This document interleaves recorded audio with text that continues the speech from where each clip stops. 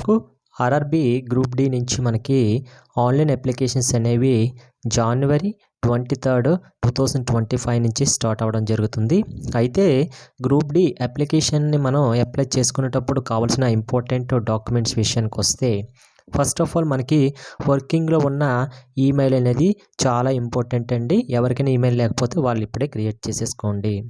ఎందుకంటే ఈ ఈమెయిల్ ద్వారా మాత్రమే మనకి ఇన్ఫర్మేషన్ అనేది మనకి సెండ్ చేయడం జరుగుతుంది.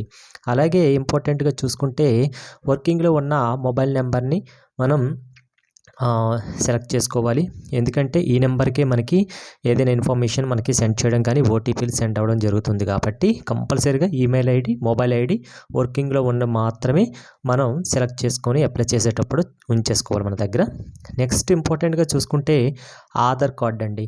ఆధార్ కార్డులో కంపల్సరీగా మనకి ఏ రకంగా ఉంటుందంటే, ఆధార్ కార్డులో మనకి 10th క్లాస్ సర్టిఫికేట్లో ఏది ఉందో అదే మనకి ఆధార్ కార్డులో ఉండాలి. స్పెల్లింగ్ మిస్టేక్ లేకుండా చూసుకోండి. ఏదైనా మిస్టేక్స్ ఉంటే ఇప్పుడే అప్లై చేయక ముందులే మీరు ఆధార్ని వెరిఫికేషన్ ద్వారా మీరు కరెక్షన్ చేసుకోండి. ఓకే, ఎందుకంటే ఇప్పుడు మనం ఏ అప్లికేషన్స్ అయితే పెడుతున్నామో, ఏ డాక్యుమెంట్స్ అయితే ఇస్తున్నామో మనకి వెరిఫికేషన్ సెలెక్ట్ అయిన వాళ్ళకి ఆ డాక్యుమెంట్స్ మాత్రమే అడుగుతారు. కాబట్టి ఆధార్ కార్డు అనేది ఇంపార్టెంట్ అండి.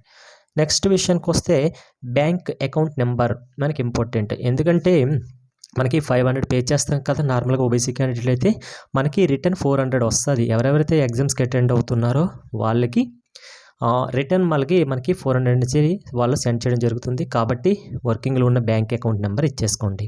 ఓకే, నెక్స్ట్ విషయానికి వస్తే క్యాస్ట్ సర్టిఫికేట్స్ అండి. ఎవరెవరికైతే క్యాస్ట్ సర్టిఫికేట్ లేదో వాళ్ళు ఇప్పుడు బట్టి అప్లై చేసుకొని రెడీగా ఉంచేసుకోండి. క్యాస్ట్ సర్టిఫికేట్ల విషయానికి వస్తే మనకి ఎకనామికల్లీ బ్యాక్వర్డ్ క్యాస్ట్ ఉంటాయి, economically weaker section, EWC certificates వాళ్ళు, అలాగే ఓబీసీ వాళ్ళు, నెక్స్ట్ ఎస్సీ ఎస్టీకి సంబంధించిన వాళ్ళు ఇప్పుడే మీరు ఇవి అప్డేటెడ్గా ఉన్న సర్టిఫికేట్స్ని మనం ఇప్పుడే అప్లై చేసేసుకోవాలి. ఎందుకంటే ఇప్పుడు మీరైతే ఏ సర్టిఫికేట్స్ అయితే అప్లోడ్ చేస్తున్నారో, మనకి ఎవరైనా సెలెక్ట్ అయిన వాళ్ళు ఉంటే వెరిఫికేషన్ ప్రాసెస్లో సర్టిఫికేట్స్లు ఇప్పుడు ఏవైతే అప్లై చేశారో అవే సర్టిఫికేట్స్ మనకి అడగడం జరుగుతుంది. ఓకే, నెక్స్ట్ మనకు అందరికీ తెలిసిందే 10th క్లాస్ క్వాలిఫికేషన్ మీద అప్లై చేస్తారు. కాబట్టి కంపల్సరీగా 10th క్లాస్ సర్టిఫికేట్స్ని రెడీగా ఉంచేసుకోండి. నెక్స్ట్ ఈ రెసిడెన్షియల్ ఇన్కమ్ సర్టిఫికేట్ ప్రస్తుతానికైతే ఇది అవసరం లేకపోవచ్చు. మేబీ వాళ్ళు మనకి ఒకవేళ అప్లికేషన్లో అడిగితే కంపల్సరీగా అప్లోడ్ చేయాలి. కాబట్టి ఎవరికైనా లేకపోతే ఇప్పుడే మీరు ఇవి అప్లై చేసేసుకొని రెడీగా ఉంచేసుకోండి. Okay, next ITI certificates, next దానికి సంబంధించిన ఈక్వివలెంట్ సర్టిఫికేట్స్ ఏమైనా అడగచ్చు. అంటే ఎన్సిటివి అయినా అడగచ్చు, లేకపోతే డిప్లొమా సర్టిఫికేట్స్ అయినా అడగచ్చు. కాబట్టి ఇవి ఉన్న వాళ్ళు ఇవి ఉంచుకోండి. కానీ మెయిన్గా 10th క్లాస్ సర్టిఫికేట్స్ అయితే ఇంపార్టెంట్. నెక్స్ట్ విషయానికి వస్తే ఫోటో.